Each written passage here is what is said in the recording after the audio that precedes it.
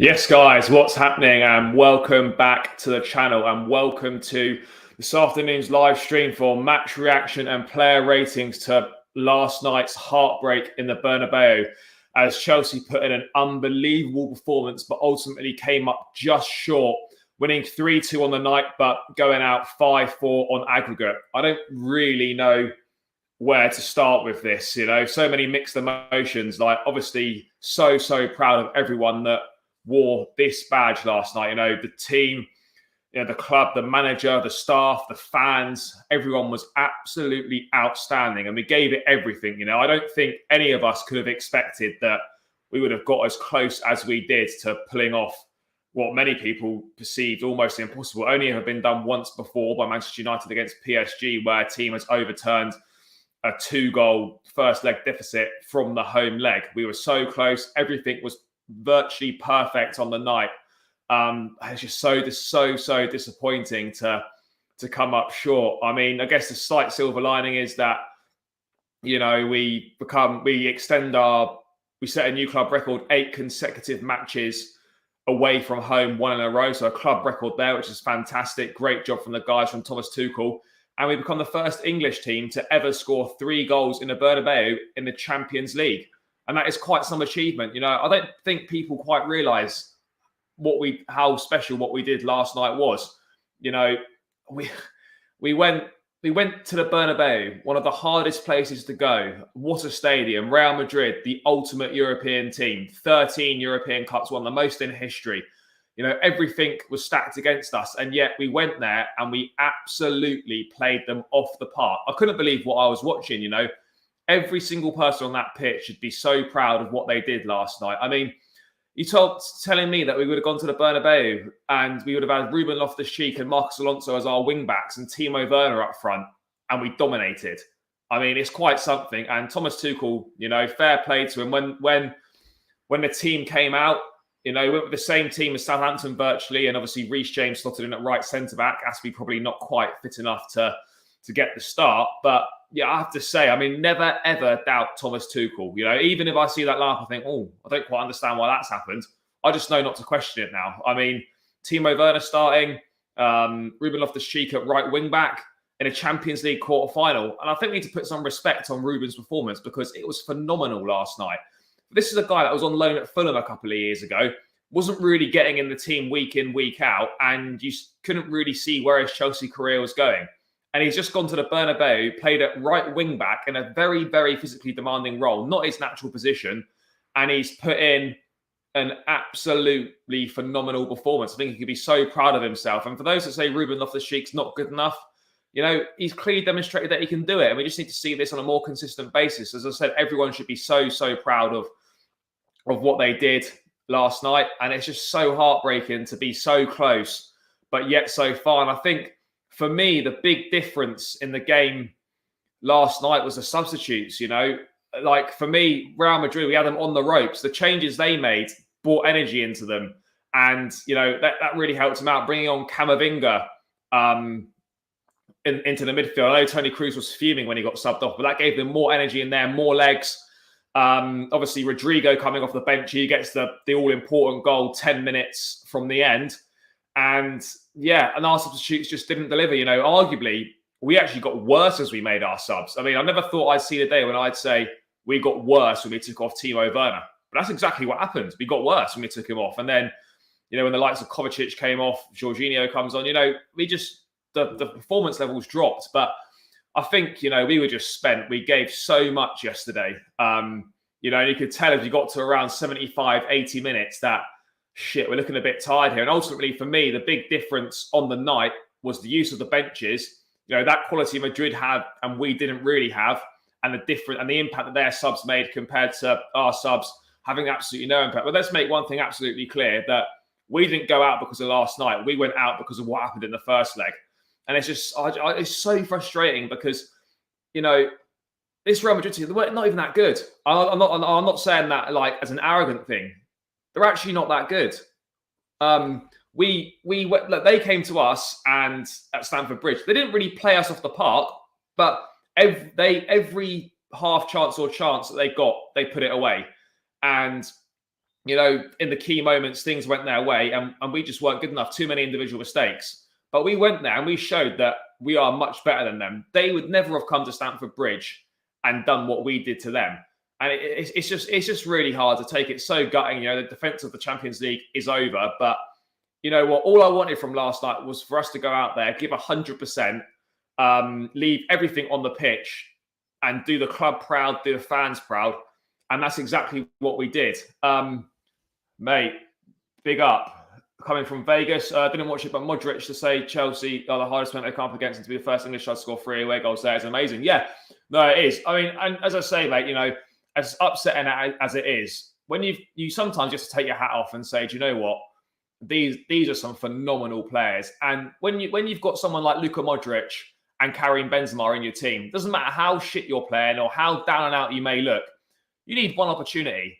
And that's exactly what Benzema got. Really, we kept him pretty quiet all night. That Reece James at right centre-back and Ruben Loftus-Cheek, that combination there, kept Vinicius so quiet. And Ruben, bit of a hybrid role coming into midfield as well when we were off the ball. And that stopped Ferland Mendy getting forward a lot as well, which made a big, big difference. But ultimately, these world-class players need one sniff. And, I mean, I don't want to sort of fantasise about it too much, but that pass from Luka Modric, the outside of the boot for the Rodrigo goal, it's absolutely phenomenal. The pace on the ball, the accuracy, it's just inch perfect. And, fair play, what a baller he is. And, it's a privilege to watch these guys play football. I know ultimately we've ended up on the wrong end of the result, but fair play. These guys are world class. And to think that Luka Modric still pulling strings and one of the best midfielders on the planet at 36 years of age is phenomenal. And obviously we don't really need to say much about Karim Benzema. It was obviously going to be that man. He had a pretty quiet night, hit the crossbar. And obviously then scores the header. I don't want to say Mendy should do better, but it doesn't help that Rudiger slips at the crucial moment for that goal. And then Mendy's already slightly going one way, can't shift his body weight back across. Look, the header's on target, but it's not like right in the corner. And it's not, impossible to get to. But yeah, it's one of those. I'm so proud, but so disappointed at the same time. Let me just get to a few things into the chat here. What we got here? What do you make of the trial taking place for free passes into Champions League based on? Oh, it's absolute bollocks. Like it's almost like having a wild card. We're not playing tennis. We're not at Wimbledon. You can't be like, oh yeah, by the way, we were phenomenal 10 years ago. Let's get a spot. You have to earn your spot on merit year by year. I think it's absolute nonsense. I mean, what are they doing? Absolute load of bollocks. That idea can get in the bin, but they're obviously trialing it. I just don't get it. Like, oh, what? You won what? So how far are we going back with this? Oh, what? Oh, yeah, Nottingham Forest, by the way, you won a couple of European Cups back-to-back in the 80s or whatever it was. How about you in the Championship? You can come in because you done well. You won 2 Cups back-to-back. It's absolute nonsense. That idea can definitely get in the bin. Have you changed your opinion on Timo Werner and what he offers? And more importantly, Alonso?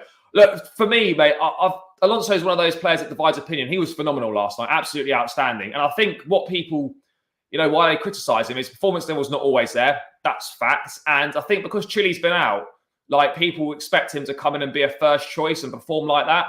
No, he's a good backup option. And I've never been super critical of Alonso, but where criticism's been due, I've given it. But fair play to him. He stepped up massively last night, and he was phenomenal. So yeah, no, I give him that. Props to him. Werner, do you know what, mate? Werner's one of them. The ability, he has got ability, but we've not seen it often enough. And Southampton I thought was a very specific set of circumstances. I thought it showed big bollocks from Tuchel to start him in this game, completely different. But fair play to him. He was really good last night. Could this be a turning point in his Chelsea career? You'd like to think so, but you just never know with Timo because he gets a head of steam up and then things go wrong. But I'd like to think that this would be a bit of a confidence boost to him to show that he can do it on the big stage. Whether it's enough to earn him another season at Chelsea or whether we kind of move him on is another one. I haven't changed my opinion on him. No, I still think that he's not really good enough. And if we can, we should move him on this summer. But if he has more nights like that, then there's no reason why we shouldn't perhaps look at keeping him. But for me at the moment, fair play to him for the last 2 games. But you've got to look at it as the 2 years in a whole. And it's not really been good enough as far as I'm concerned. Let's have a look what we got going on here. Big up. Cheers, RD, mate. Appreciate you in the chat. Look, about Christian Pulisic's performance, I hate it. Tonight or last night or whatever you want to call it, is not the time to be scapegoating players and picking on players. You know, we win as a team, we lose as a team. You know, and no one individually is to blame for last night. As a collective, you know, we just couldn't quite get it over the line. But what I would say is, you know, if you're judging Pulisic's appearance off the bench last night, it was poor. It was. That's just the reality. Does that mean he's a shit player? No. Does that mean that he needs to be better and more consistent? Absolutely. But to say that, you know, Pulisic cost us the game or whatever, he absolutely didn't. But he also didn't contribute in any way to us potentially getting a fourth goal.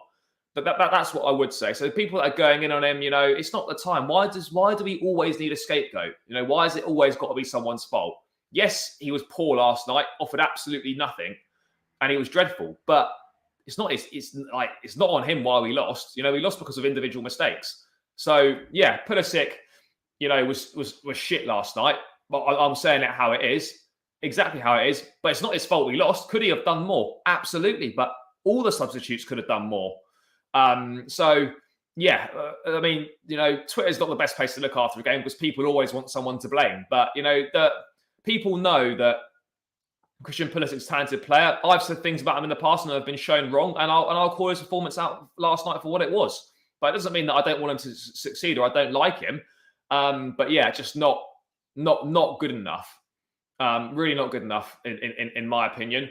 But I mean, yeah, in terms of obviously getting back to the lineup, yeah, I know not to doubt Thomas Tuchel in whenever he picks Lahr. I'm just going to keep my mouth shut now because he's shown time and time again that the reason he picks these players is because he fully trusts them. You know, it takes balls to pick Timo Werner and put Ruben Loftus-Cheek at right wing back in the Champions League quarterfinal in the Bernabeu, where they've not been in the greatest form this season, in and out of form. Werner arguably offering not really any form at all. And to pick him for our biggest game of the season off the back of a game against Southampton, fair play to him. He's got bollocks, and I fully applaud that. I mean, the rest of the team pretty much picked itself. Reece James at right centre-back was perhaps the only one where could we have seen Christensen, Aspie, and Reece James out right wing-back. But yeah, I mean, I've got no complaints with the lineup. At the time, I was a little bit like, "Oh, steady on here. Is this going to work? Should we trust this?" But I mean, whatever Tuchel does now, I fully trust him, and I'm just not going to question anything. I might not understand things, but I'm just not going to say, "Oh, why has he done that?" Because you can look pretty stupid if you speak before the outcome is revealed. But you know, for me, I was saying in the preview, you know, it was so important for us to get that balance right, where you know, not to go for it full on early doors, get hit on the break, and the game's virtually done. I thought we managed the game so well, and it was an absolute coaching masterclass from Thomas Tuchel. You know, in that first leg, we really struggled. The gap between Christensen and Reece James was too big, allowing Vinicius all sorts of space. I thought last night we kept Vinicius very quiet. Yes, you know, I think he put the ball in for Benzema's header, but you know, we did keep him very, very quiet. And that made such a big difference. And that partly is down to Ruben and down to Reece James as well. I mean, what a phenomenal footballer Reece James is, by the way. I'm not just saying it because he's Chelsea and he's from Cobham, but what a player, you know, versatile right wing back and playing the right side of a back three. What a player. And we're so lucky that he's cost us nothing and we've produced him ourselves. A really top performance in the highest level of the game. But yeah, that works really well down that side. And also Ferland Mendy in the first leg was a big issue getting forward as well. And Ruben, by off the ball, coming in and making it a bit more of a midfield three, and we defended a bit more as a back four, that made a big difference in there as well. And we certainly didn't look so overrun in the middle of the park either. But yeah, obviously, as I was saying, you know, just stay in the game. That was the main thing. Don't go gung-ho early doors, let one in on the break, and then we're fucked because we need four. As it turns out, you know, I thought we were superb in the first half. Yes, the only disappointing thing was perhaps we didn't get more goals. Limited Real Madrid to very, very little, and we had a few opportunities ourselves. And as RD says in the chat, ever since Mount's cut his hair, the guy's sourcing again. Like, never again, Mace, grow your hair long, because in recent weeks, mate, all you were doing was fucking flicking that lid and doing shit all on the pitch. Now that, you know, the buzz cut's on, he's become a buzz cut baller, and the performance levels have gone through the roof. And for anyone that says Mason Mount doesn't deliver in big games, he stat pads against Norwich, my guy turned up at the Bernabeu and was superb. goal and assist. Enough said. People hating on Mason Mount. I mean, the fact that, we're saying that this is not a great season for Mason Mount, and yet he's got over 20 goal and assist contributions in all competitions at 23 years of age for Chelsea Football Club. And he won the Champions League last year with an assist in the final. And we're saying that this is not a great season for Mason Mount. Imagine the ceiling that this guy's potentially got, that we're saying that this is not a good season, and yet he's putting up those kind of numbers. And I'm so pleased for him, because people have been critical of him, and I've criticised him in the past. I've been on this channel and said, maybe this season, but definitely last season, that potential's there.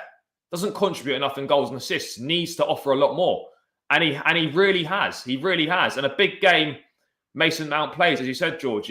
It's simple as that. He does. His work rate off the ball is phenomenal, and on the ball, he's producing a lot better now as well. It's obviously we can joke about the haircut. Suddenly he's got rid of that hair and he's sourcing again. But yeah, it is what it is. Mount was fantastic last night, and the goal is brilliant. It really is. I mean, Timo gets credited with the assist, I think, for it, but the finish is superb. The way he bends it round Courtois and into that corner, a really good goal. And you're thinking, shit, 15 minutes in, we've got that first goal.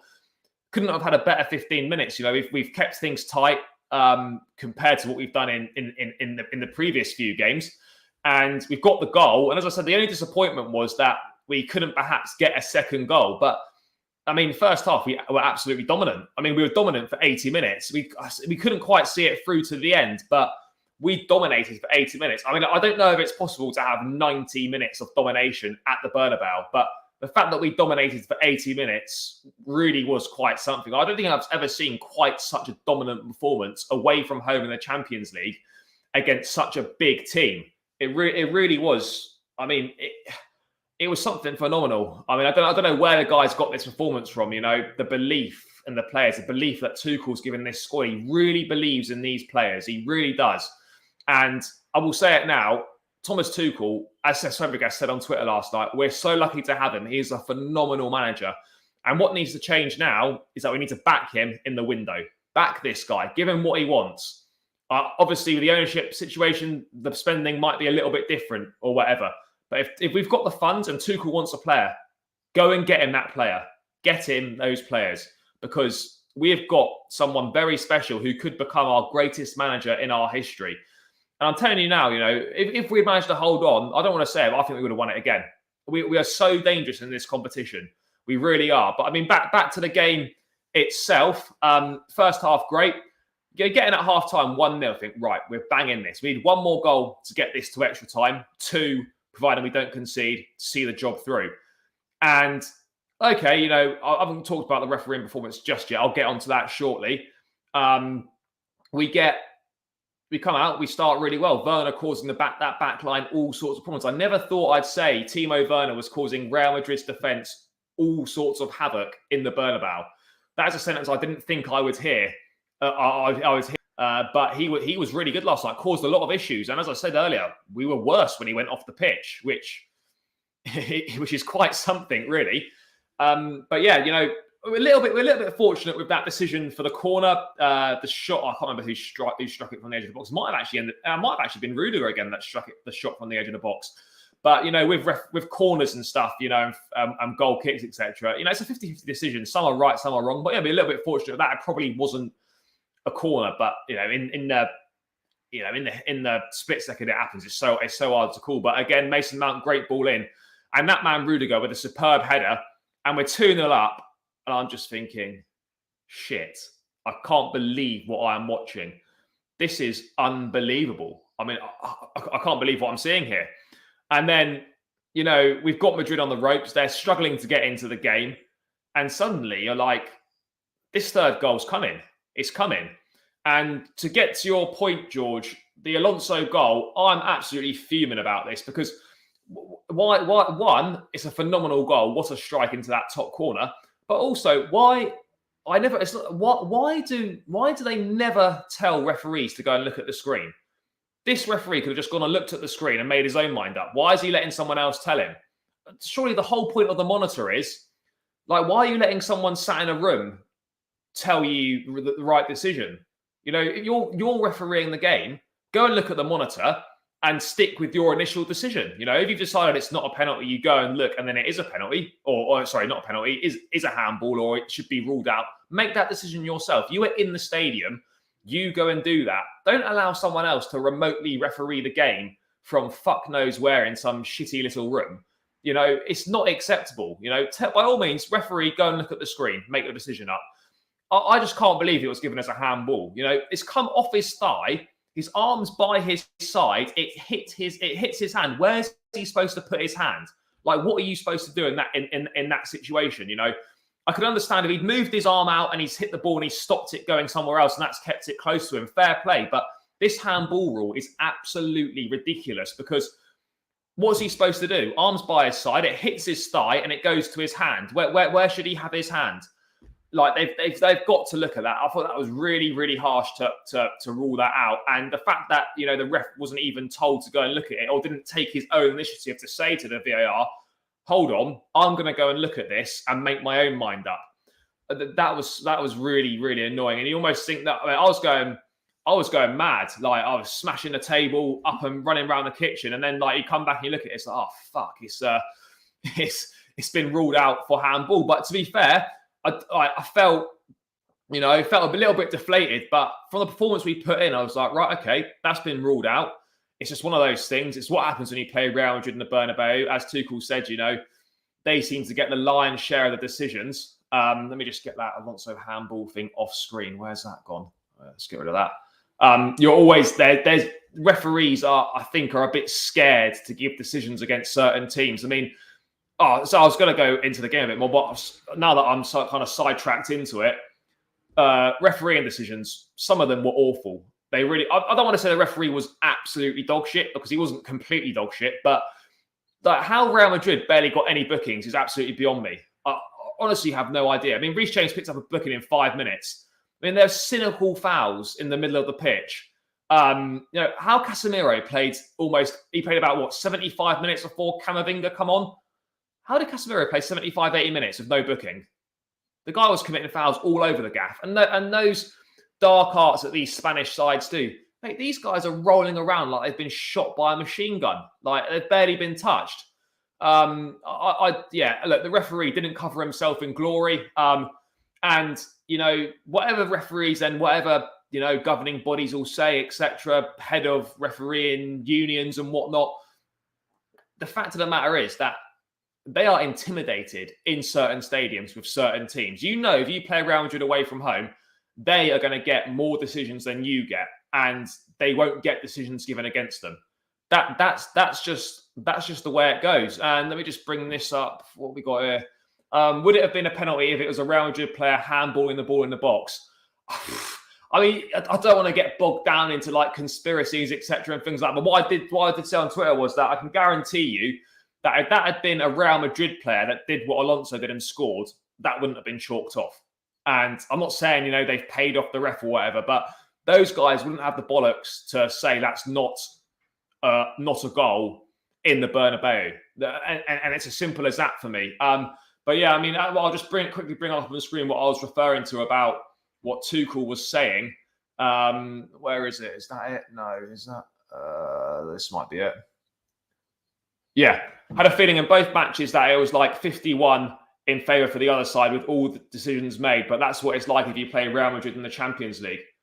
And I think that's true. I think if you look back over the years, I guess, like, I don't want to say UEFA want Real Madrid to win the Champions League. I'm not saying anything like that, but the amount of dubious decisions that get given in their favour, and just the fact that last night we barely got any decisions in our favour at all, and even Real Madrid when they were making fouls and stuff, like they weren't getting bookings, or anything like that. It was a tough one to take, but also, I don't think the refereeing decisions cost us the goal. I'm interested to see what you guys think in the chat. I mean, I think we were bang unlucky not to potentially get a penalty. Kai Havertz, I think it was Casemiro tracking back, and with Thibaut Courtois. And Courtois got a foul in his favour when actually Casemiro had gone into the back of Havertz. I thought we were a little bit unlucky to potentially not get a penalty there. Well, at least for it to be referred to and go and have a look at, because I think that could have been given, but it wasn't given on the night. But yeah, obviously back to the game, 3-0. I'm thinking like, shit, it's been ruled out, but it's coming. And I mean, the limbs and I mean, I couldn't imagine what it would have been like to be right up in the gods at the Bernabeu last night. When Timo Werner, of all people, my guy goes on a phenomenal dribble. He's dribbling shit, but for whatever reason, like this dribble was unreal. He sits 2 players down and then he bangs it in the bottom corner.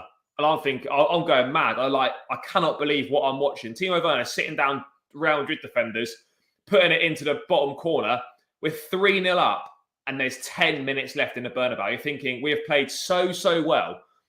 3-0 up, we just need to hold out for 10 more minutes. And as we were alluding to earlier, so hard to take. I mean, I'd like to personally apologise to Timo Werner for all the slander I've given him this season and since he signed. These last 2 performances, you've been phenomenal. It's nothing personal. I'm just saying it how it is. But last night, credit where it's due, Timo Werner was class. And the biggest compliment I can give him is that we've got worse when he went off. And it was a great goal from Werner. Fair play to him. And that's what we bought. That's what we bought. That's what he's got in his locker. But we just haven't seen it at all in the almost 2 years that he's been here. But what I will say is, I see people scapegoating Kante as well. Oh, he's finished. He's not having a great season. Yes, he goes for that kind of chipped pass and it gets cut out and it gets headed back. But what you don't perhaps bank on is the ball dropping. And I know Luka Modric is a baller, but I mean, if you haven't watched it, I'm sure everyone's seen it, but the pass to the outside of the boot is absolutely unreal. To get that accuracy, that pace and the technique on it, and it's a great volley at the back stick from Rodrigo. And it's 3-1 with 10 minutes to go. You're feeling a little bit deflated, but you're thinking, right, okay, we're looking a bit knackered. Let's just get to extra time. Hold on, and see what we can do. Because we did play really, really well. And as I said earlier, people say, oh, Tuchel, make subs. It leaves it too late. The fact of the matter is we didn't have that many decent options from the bench. We really didn't. And what we had on the pitch was working. We saw when Timo Werner came off. I'm not sure why he came off. I don't know if he was just running to the ground and he picked up a little knock or something. But we really suffered going forwards when Werner went off. I've already touched on Pulisic's performance, but yeah, it just didn't really help at all.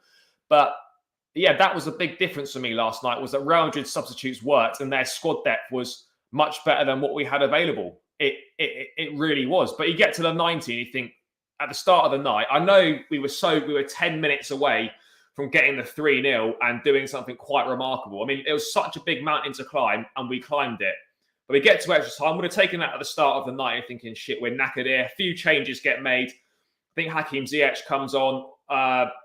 And yeah, people again, that second goal, we had opportunities in extra time. Kai Havertz right at the end, the header not the header from the corner, but the header for the chance at the end. He has to do better with that. And dare I say it, I don't want to say it after his missing the first leg, but if that was Romelu Lukaku, would that have gone in? I know it's all ifs and buts and he was injured and he wasn't there. So, can't really say things like that. But the deciding goal itself, and it was obviously going to be Karim Benzema. It had to be him, fairly quiet night. I think he hit the crossbar earlier, but yeah, Ruben and Kante, I'd say it's more on Kante. How's Ruben meant to anticipate that Kante's not going to track that man? Just lets him run, get a ball into the box, and Rudiger just slips at the crucial moment. I'm just thinking, oh no, it's a head in hands moment. And the header's not even that good. It's got power and it's on target. It's not really it's not in the middle of the goal, but it's not right in the corner either. And Mendy's probably already shifting because he's going one way. And he just can't get his weight back across. And he's so close when he gets his arm up. But that header nestled into the bottom corner. You're thinking, right, we need one goal. And we still had opportunities. Every time we got a corner, we were winning all the headers in there. And ultimately, we bring on George. I thought taking Kovacic off was a mistake. I know these guys they must be knackered and running to the ground. When a game's opening up, you need Kovacic's energy from midfield. We had a chance with Jorginho and we had a chance with Kai Havertz, but over the 2 legs, what happened was a familiar story for us. We dominated over 2 legs. All right, first leg, we were poor. Second leg, we absolutely dominated that, and we came up short. A couple of moments that didn't go in our favour. But we created more than enough chances just last night to warrant going through. And we were bang unlucky not to go through. Madrid are very lucky to go through. Let's make no mistake about it, And I think the teams remaining in the competition will be delighted that Madrid have gone through and not Chelsea, because I think, we can beat this game. We can beat this Madrid team, whereas the Chelsea team is a bit of a different proposition in this Champions League. But we just came short. I mean, I'm not going to blame Kai Havertz for missing that header. Jorginho as a shot, maybe he should do a bit better, but we really expected him to score. Christian Pulisic had 2 chances. I don't want, the first one is very hard to do. The second one he should do much better with. He should at least make the goalkeeper work. But it is what it is, and it was a heroic effort, and I'm so pleased to have witnessed what we did last night. I know ultimately we came up short. We won the match. I know we've gone out, but we did win last night. It's not like we lost. I don't know what it is about playing in this yellow shirt, that seems to bring out some phenomenal performances. I mean, maybe we should play in yellow more often. I know we're playing in yellow for the semi-final of the FA Cup against Palace, so hopefully that's a good omen there. Let me just get to a few bits in the chat before I move on to a few quotes from Tuchel. Yeah, agreed. Pace and movements did give them problems. They didn't really know how to deal with him. And as soon as he went off, that was gone. I'm sure they would have been absolutely delighted. If we had Benzema, we would have won the quadruple. But having said that, given our track record with strikers, if we had Benzema, he'd probably be shit for us. It's just the way it goes. George, let's have a look what you're saying, mate. What are you saying here? What we got here? What's this from earlier? Reminds you of that goal against Juventus with the pen in the final minute. If it was Juve, there's no way they give one to them in the last minute. And I remember that. Cristiano Ronaldo stepping up, stoppage time penalty when Juve, I think, were winning 2-0 or something like that. Lukaku is a hint. But Lukaku's a hindrance to Chelsea's side. Our best performances this season have been without him. It's a mistake to buy. What I would say is that it's very easy in hindsight to say those things. I don't think that you would have found in the summer, given Lukaku's couple of seasons for Inter Milan, his track record in the Premier League, the fact he's got over 100 Premier League goals, that given what was available, and Tuchel gave the okay to this, he knew what he was getting. He was happy to get Lukaku. He might not have been first choice, but he was happy with Lukaku. And, we all thought that, loads of Chelsea fans thought, these are the goals that are going to fire us to the Premier League. This is the missing piece of the jigsaw. Hardly anyone said this is going to be a mistake. We knew what his strengths were. We don't really play like that sort of football. So I don't think it was a mistake. I don't think it was a mistake to buy him. It's easy to say that now, but ultimately, at the time of asking, everyone was delighted that we signed Lukaku. Well, I don't say everyone. The vast majority of people didn't have anything bad to say about it. We're really excited for it. Exactly the sort of centre forward we're looking for. Someone with physical presence, a good finisher, scored goals wherever he's been. And, as RD's just popped in the chat himself, no one was expecting Lukaku to turn out like this. And it's a big, big decision to be made in the summer about whether we cash in. We're going to take a hit. We're not going to get as much money. But I don't really know. Part of me still thinks that this could work out. And are we going to give it another season, or do we just write off £100 million investment after one season? I don't really know. I'm not sure if that's the right way to go about things. I mean, yeah, it's a really tough one. Personally, I'll probably keep him around for one more season, but it depends what the financial situation with the new owners is in the window and how much money we've got to spend. Do we need to raise money through selling some of our bigger assets? In which case, then there's a conversation to be had. Yeah, I don't know what it is. I kind of agree that there's a possibility that, I know we're not expecting it at all because of what's happened this season. But you think it's unlikely to have a season as bad as this one next time out. You just never know. I personally think if someone offers, say, 60, 70 million pounds and we take, say, a 25, 30 million hit on him, I think the club could be tempted. If he wants to go, then maybe that's something we could look at. But I do think it's perhaps worth keeping him around. I think, I still think something could come good. But by all means, yeah, I think the biggest indictment on Lukaku is the fact that in our biggest game of the season, and he wasn't available, and we didn't miss him at all.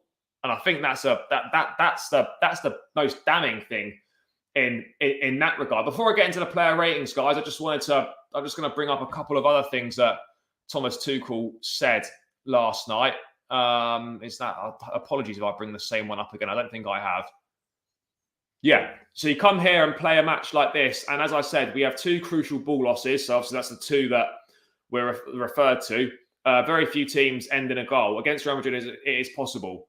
Still, even over both legs and today, I think we deserve to go through. We were unlucky, but there are no regrets. These are the kind of defeats you can take with pride and you can accept as a sportsman.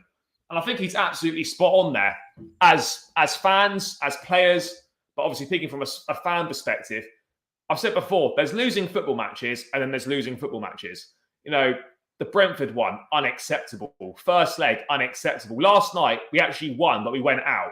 But we can be so proud of what we did. And almost as a fan, like, you're disappointed, but you feel a real sense of pride. And that almost kind of overclouds that disappointment because we gave it absolutely everything and we were absolutely phenomenal. So, you know, it just makes for me, it just makes the first leg so much more frustrating because if we hadn't made those mistakes, mate, I wish I knew. I really wish I knew. It just lapses of concentration. Like, I know you can go back to it and you think, oh, if Mendy hadn't made that mistake, if Lukaku had scored that header, you know, it's all thing. But it wasn't just the individual mistakes. The first leg, we were just miles off it. And ultimately, that's why we're out of the Champions League. We're not out of the Champions League because of last night. We're out of the Champions League because we weren't good enough in that first leg. Despite the opportunities we had over the 2 legs. I think we had over the 2 legs, I think we had 27 shots, but only 7 were on target. And you can't keep giving up gilt-edged opportunities. And ultimately, despite how proud we are and how well we did last night, it's the same thing. It's the same thing that cost us. The same thing that cost us not taking advantage in the crucial moments, i.e. being clinical in front of goal. And individual mistakes. We weren't put out because we were outplayed. We were put out for individual mistakes and individual brilliance. Karim Benzema, hat-trick in the first leg, Edouard Mendy mistake. That's why we're out. We're out through our own fault, not because Madrid outplayed us. We're out because we made mistakes for 3 of their 5 goals. Let's be perfectly clear about it. But yeah, I don't know why it went so wrong in the first leg, but the first leg is what ultimately has cost us. But I think I speak for myself, for fans, for you guys in the chat, that, you know, despite the fact we're out, we can be immensely proud. And it does hurt, but, you know, you feel really, really, you know, really happy. Happy, but you feel an immense sense of pride that we've managed to come together and put in such a good performance. And can you just imagine not being Chelsea? It's just unthinkable. So look, I think it's shown to the world just how good we are when the chips are down. I would agree, mate. I think there are very few teams in world football that are as good as us when the odds are stacked against us. I really firmly believe that, you know. Very, very few teams could have dealt with the sanctions, the ownership issues off the field, all the COVID stuff, etc. that we've been through, the injuries to key players. And I fully agree with that. And it's just a shame in general because you look at it and you think, when we could have been, I know it's ifs and buts, but, you know, long-term injury to Ben Chilwell and constant injuries to Reece James. In fact, I think Chilwell and James this season, I believe, have only started about, I want to say 5. They've only started, I think it's 5 or 6 games together. I could be wrong there, but they've not started a lot of games together. And the fact of the matter is that, yeah, and also the Tuchel divorce off the pitch as well. It must be really hard to, you know, those issues in your private life, bringing them to the club, having to go to work with that on in your mind, you know, the consummate professional Thomas Tuchel. A lot of exterior problems, and despite what people say, and I've said it as well, you know, it shouldn't affect what's going on at the training pitch, how you prepare for matches. It's hard when it's everywhere. It's hard to block these things out. And, you know, I think since the sanctions have come in, yes, we've had 2 poor games in Madrid and Brentford, but we should be immensely proud of how we've all rallied together as fans, as players, as staff to keep the momentum rolling. But yeah, it's a real shame how it ended. I'm immensely proud, but at the end of the day, we just weren't quite good enough. And it really hurts to say that. I mean, we were good enough over the 2 legs, but we didn't make it count when it mattered. And that's ultimately That's ultimately what's cost us. But I'm so proud of this team. I'm just going to quickly get into some player ratings now. I'll bring the screen up. Let's get into it. Again, guys, feel free to leave your ratings in the chat if you agree or disagree with me. Right, let's get it up. There we go. The boys all in yellow there. Kick it off with Edouard Mendy in goal. I have to say, I thought he was good last night. I thought he was really good. One thing that was much, much better, and I've been critical. I mean, George, I agree, mate. I was thinking that earlier. I mean, everyone was phenomenal last night, and deserves tens. But there'll be plenty of high ratings. But I mean, I wish I could give everyone tens, but that would be slightly emotional for me. But yes, Mendy, good game. Distribution was so much better. That made a massive, massive difference for us. His distribution, which is not one of his strong points, was really on point last night. He made some good saves as well from a Toni Kroos free kick. I think he saved a couple of headers as well. I thought he was good last night. I'm going to go Edouard Mendy with a 7 for me, with a 7 there for Mendy. Back three. I mean, where do we start? My man like Reece James, potential future Chelsea captain, a real throwback footballer. I thought he was superb last night. In that right centre-back position, I thought he kept Vinicius very quiet, defended superbly, got forward well as well. Even from that back three position, still got forward really well, was dangerous, defended so well. Some of those last-ditch tackles that he put in, one on Benzema when he was about to get a shot off, I think one on Vinicius as well. Reece James, what a performance. And the fact that, Karim Benzema wanted to swap shirts with him after the game, top players recognise top players. And I just want people to know that Reece James is going nowhere. So any clubs that are thinking, we'll try and get him, and I see, Reece James put a post up on Instagram, you've got Vinicius Jr. commenting underneath. I hope these guys aren't trying to butter him up for a potential move to Real Madrid. It's not happening. Hands off, he's ours. But superb from Reece James last night. I thought he was outstanding. I'm going to give Reece James an 8.5. I thought he was absolutely superb last night. A top performance, and showing how versatile he is as a defender and as a footballer. Moving on to, we'll save Rudiger for last, moving on to Thiago Silva. I thought he was good. I'd probably say out of the back three, if we could say, I don't want to say the worst out of the back three, but probably the one that, I don't know how to say it. He wasn't as good as the other two, but he was still good. Reads the game well, defends well, so calm on the ball. Wasn't really caught out very much. They all dealt with Benzema pretty well. So for me, Thiago Silva, it wasn't quite as good as Reece James. So I'll give Thiago Silva the 8. Thiago Silva an 8. All I want to say about Antonio Rudiger is what an absolute mentality monster. What a guy.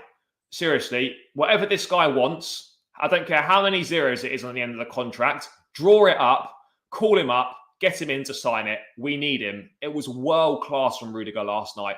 A fantastic header from the corner. Defensively, so good. Such a leader on the pitch as well. I mean, potentially looking for a new captain, maybe. If this guy stays, why not Rudiger? A leader on and off the pitch, a mentality monster. It just absolutely phenomenal. I mean, the only thing that's stopping me giving Rudiger a 10 was the fact that I know it's not his fault, but he slipped for the crucial goal. But other than that, faultless from Rudiger. And please, guy, just give him what he wants. I don't care how many zeros it is, as I said. Sign the contract. Put it on the table. Ring him up. Get him in. Sign it. We need this guy. He's a world-class centre-back, and he'd be so hard to replace, but absolutely phenomenal last night, from goal scoring to defending to leadership. What a guy. 9.5 for Antonio Rudiger. Moving on to right wing-back then. Ruben Loftus-Cheek. And as I said earlier in the stream, I don't know where this performance has come from Ruben. Champions League, quarter-final, second leg, away in the Bernabeu, down by 2 goals. My guy was on loan at Fulham a couple of years ago. Couldn't even get in the side for a relegation-threatened team. So respect for the comeback. And, in the most difficult of circumstances, Ruben in a hybrid wing-back role where defending and getting forward to contribute to the attacks and dropping in whilst we're off the ball to form a third man in the midfield. A superb performance from him. He was really... I've seen people saying Ruben wasn't that good last night. Are you joking? I don't know what game these people were watching.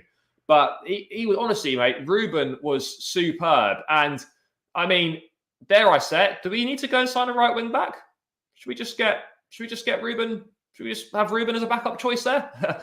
I mean, yeah, it's great to have Loftus-Cheek proving a doubt was wrong last night. I mean, ultimately, long-term future, is there still a space for him in this squad? It's going to be very congested, and I think Thomas Tuchel does like him. We just need more consistency from Ruben. It's going to be interesting when Conor Gallagher comes back, possibly Gilmore. You know, will we sign maybe a Tchouameni or a Declan Rice? Look, it's going to be very congested in that midfield area. Players will come and go, but yeah, I thought he was, honestly, the guy was superb yesterday. Really, really good. I'm so delighted for Ruben. I'm really, really pleased for him. And I agree with you guys in the chat. I've given him an 8.5. I thought he was fantastic. Moving on to Marcos Alonso, everyone's favourite player. I mean, apart from Lukaku, maybe the player that, you know, fans like to scapegoat the most. George, just something that you said here, mate. Alonso was also amazing. Alonso was fantastic last night. Him and Kai Havertz covered the most ground last night. They were absolutely phenomenal. I thought Alonso actually defended quite well for a change. And going forward, he was really threatening. And the finish for the goal is fantastic. I know it gets ruled out, which is really irritating. But, you know, the fact that we have him, the fact that we, you know, have him as a second choice, I think people are forgetting this guy's a backup choice. You know, could we do better than Marcos Alonso for a backup? I don't know what fullbacks from the market that could perhaps, you know, perform like Alonso has in recent weeks. I think he'll probably stay this summer. There's definitely a use for him. He's a bit of an unsung hero. He was brilliant. He really was. He was fantastic in the Carabao Cup final. He got a goal against Southampton. He scored again last night, but it was ruled out. And it was a solid performance. And he put in an absolute shift like everyone did. I think 8.5. I don't think he put a foot wrong at all last night. He ran himself into the ground. He left absolutely everything out there. But I think Alonso and Loftus-Cheek, absolutely superb. If we're moving on to the midfield now, N'Golo Kante, starting his fourth or fifth game in a row last night. When he's fit, he plays. Look, one thing for me that I do want to say about Kante is the guy's world class. He's not had a good season. Sometimes I feel that as a player, he's far too protected. Every Chelsea player should be held to the same account and the same standards. You know. And Kante, by his own standards, has not been that good this season. Too many times, the levels of performance have been poor. And I guess it's been a victim of his own success because of how phenomenal and how successful he's been as a footballer and at Chelsea. But I thought last night, I don't want to say worst player because everyone was, you know, should be so proud of themselves. But I'd probably say he was the one that is going to get the lowest rating. So I guess that's kind of a way of saying he was the worst without saying it. But yeah, you get my point. I thought he was good. He covered ground. He defended quite well. The main issue for me is, you know, off the ball, as you know, from the shed end I just put in the chat. He did lose the ball a few times. Looked tired. That was really the one thing I'd say was that Kante was tiring, and perhaps he should have been taken off earlier, and maybe that wouldn't happen. But it's all kind of ifs and buts, you know. It's all ifs and buts, but I do agree with that. He was looking tired and perhaps he should have been subbed off earlier. Agreed he's at fault for the first goal. You know, it's a bit of a risky pass to try. But I guess a chip pass can be intervened. I guess what you don't bank on is a phenomenal assist from Luka Modric. But when you've got players like that in your team, I guess you should expect all possibilities to be on the cards. And as someone said in the chat earlier, I can't remember, maybe Thiago Silva could have been a little bit tighter to Rodrigo, but I think we're perhaps nitpicking slightly there. But for me, Kante, he'll have better games. He wasn't awful, but ultimately a couple of things that he did sort of led to the goals, really. So I'm going to give him a 5.5. I think that's a little bit. I don't know if that's too harsh or not. Do let me know. But I think I'm going with the 5.5. However, moving on to Mateo Kovacic, and I just like to say, and if George, if you're still watching, I think we both said this, mate. When we turned that Mateo Kovacic loan deal permanent for 40 million quid, like, I was thinking, what the fuck are we doing? I know we've got a transfer ban. This guy was dog shit on loan. Scored next to no goals, did literally nothing in the midfield. Like, what are we doing here? This is a ridiculous signing. And he has gone from strength to strength. And I don't want a slice of the humble pie. I'll have the whole pie. I'll have 2, 3 pies, whatever it is. I was very wrong about Mateo Kovacic. I don't think I'm the only one, but I'm holding my hands up. I was wrong about him. What a footballer he has turned into. The most important player in our midfield. Probably our best all-round midfielder for me, and the first name on the team sheet every single week. Last night, he was outstanding. Energy, energy, pressing, attacking well, defending well, breaking up the play. The guy was everywhere. It was a complete midfield performance. And that Croatian midfield, mate, we saw Kovacic and Modric last night. Imagine them two in the same midfield together. It's just an absolute disgrace. He was fantastic last night, and he didn't deserve to go out. But, it is what it is. But I thought Kovacic was superb, and I felt we should have perhaps left him on. But that is why Mateo Kovacic, if he's fit, he starts every game for Chelsea. He has to. He's so important to our midfield. I just wanted to talk about last thing. I'm going to give him a 9, by the way. I thought it was fantastic. A 9 for Mateo Kovacic. What I will say is, though, and what probably cost us is our squad depth and our quality of depth. Now, look at Real Madrid. They can bring on Camavinga into that midfield. They can bring on someone like Rodrigo. They can bring on Marcelo. I know he's a little bit past it now. For me, we've got some big decisions to make in midfield. We've got Loftus-Cheek. We've got Conor Gallagher coming back from loan. We've got Billy Gilmour potentially coming back from loan. We've got Kante. We've got Kovacic. Kante and Jorginho both out of contract at the end of next season. We're potentially going to sign a Tchouaméni or maybe a Declan Rice or maybe someone else in that midfield area. I'm going to say it now. If Jorginho, for me, he's really dipped this season. He's been a phenomenal servant for the club and he's been a great player. I'm not sure I don't know what's quite happened, but for me, it would be a big mistake to offer both of them new contracts. If I'm offering one of them a new contract, it's Kante. And for me, I think we should be selling Jorginho this summer. I really do. Someone big from that midfield needs to go. We need to sort it out. We need better quality and depth in that midfield area. And I'm sorry, when you're chasing a goal in a game, you're not bringing. Why are we bringing Jorginho on? I know we didn't really have that many options, but yeah, for me, the depth in the midfield needs to be sorted out. And I think we need to, from my personal perspective, we have to sell Jorginho in the summer. That's just my opinion. Guys, if you're still watching in the chat and stuff, let me know your opinions on that. But, both of them shouldn't be offered a new contract at their ages. And I'm keeping Kante. I think we should be selling Jorginho. His agent always says about, he'd like to go back and play in Italy. I'm not going to disrespect the guy because he's been great for us. But I think it's time to go for Jorginho. He'd be the big name that I think we should be looking to move on in the summer. Right, let's round this out then. Let's move into that front three. I referred to him as the buzz cut baller earlier. And, people that say he stat pads against shit teams, he doesn't turn up in the big games. My guy turned up in a big game again. Champions League final, assist. Semi-final last year against Real Madrid, a goal. Another goal in this semi-final. Really, really good from Mason Mount. Superb on the ball. The assist for the Rudiger header. Work rate off the ball, outstanding. Really coming of age. And as I was saying earlier, if he's got over 20 goal and assist contributions this season, and we're saying that Mount's not having a great season, I'd love to see what a great season is. And I think he's only going to get better and better with age, with more experience, adding more goals and assists to his game. I thought he was really, really good last night. And maybe it's the power of the buzz cut. Maybe I should get a buzz cut and then I might be outrageous in my six-a-side league that I play in. Maybe I should do that. Maybe we should all do that if we play football. Get the Mount buzz cut and our fortunes might turn around. But Mount, fantastic last night. And George, as you said in the chat earlier, mate, a big game. Mason Mount has to play. There's a reason why he starts all these big games and why multiple managers pick him. I thought it was outstanding last night. I'm not sure if he was quite as good as Rudiger. So for me, I'm going to give Mason Mount the 9. But I thought he was outstanding last night. Really, really good. Moving on to Timo Werner then. I don't know what to say about this guy. He's received so much criticism for his performances, rightly so, but the fans still love him. And I think, to be fair, Werner's mentality is phenomenal. He's not been performing. There's been a lot of criticism, but the fans stick by him.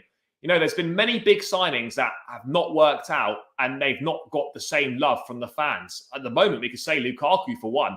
But I've never known someone to have signed for quite big money, not deliver, and yet still be so loved by the fans.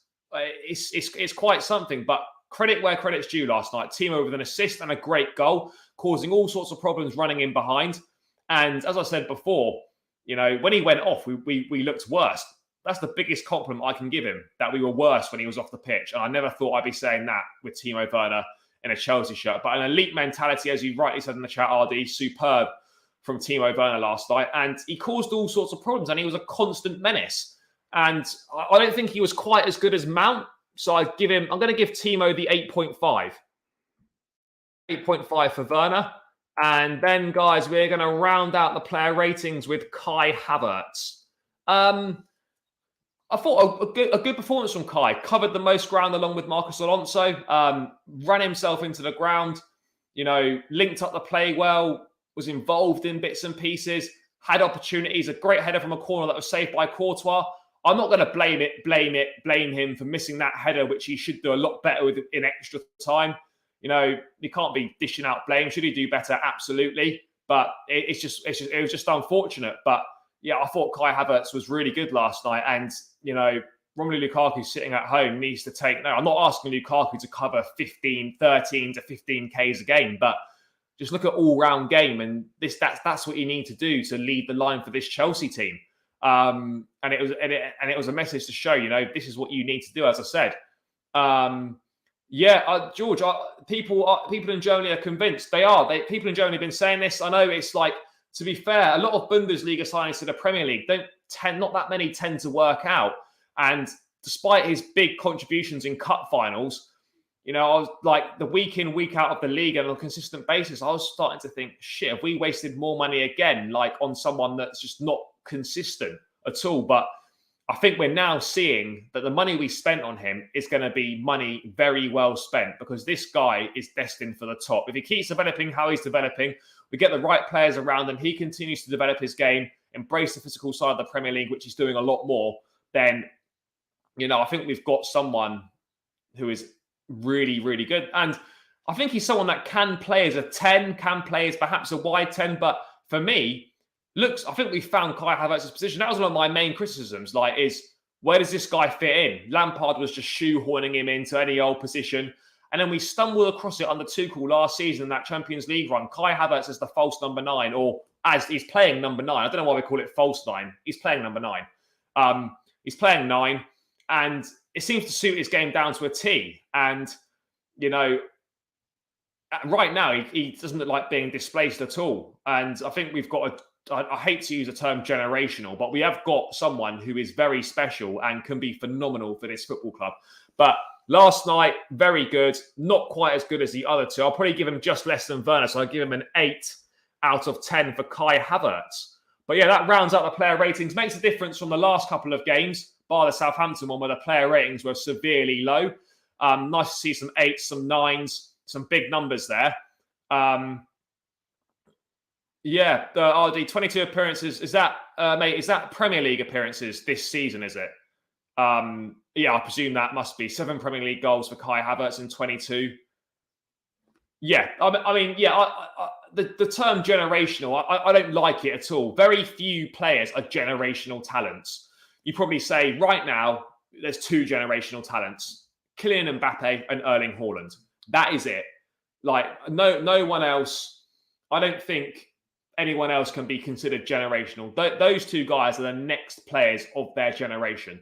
Kai Havertz, I think, can be world-class and can develop into a top footballer. But let's not start putting tags on people and too much, pressure on them.